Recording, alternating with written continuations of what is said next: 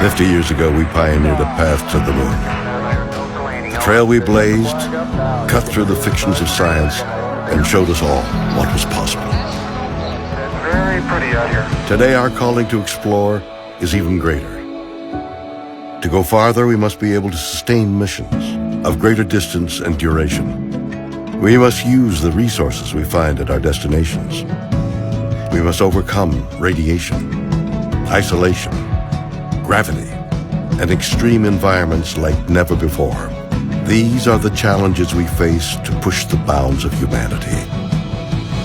We're going to the moon to stay by 2024, and this is how. This all starts with the ability to get larger, heavier payloads off-planet and beyond Earth's gravity.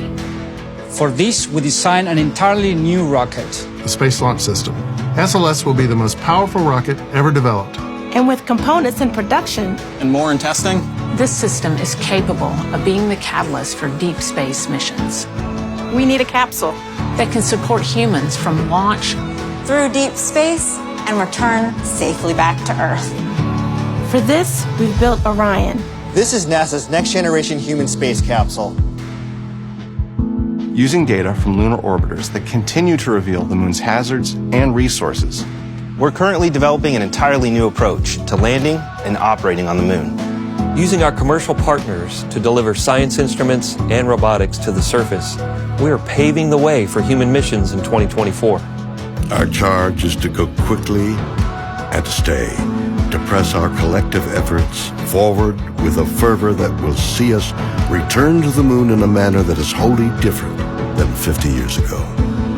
We want lunar landers that are reusable, that can land anywhere on the lunar surface. The simplest way to do so is to give them a platform in orbit around the moon from which to transition.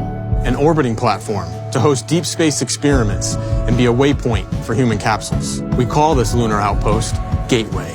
The beauty of the Gateway is that it can be moved between orbits. It will balance between the Earth and Moon's gravity, in a position that is ideal for launching even deeper space missions. In 2009, we learned that the moon contains millions of tons of water ice. This ice can be extracted and purified for water. It can be separated in oxygen for breathing or hydrogen for rocket fuel. The moon is quite uniquely suited to prepare us and propel us to Mars and beyond. This is what we are building. This is what we're training for. This we can replicate throughout the solar system. This is the next chapter of human space exploration.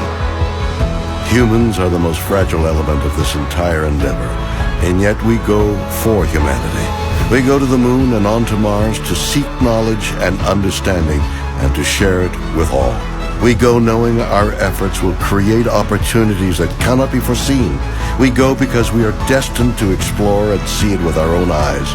We turn towards the moon now, not as a conclusion, but as preparation, as a checkpoint toward all that lies beyond.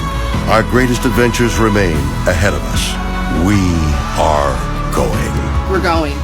We are going. We are going. We're going.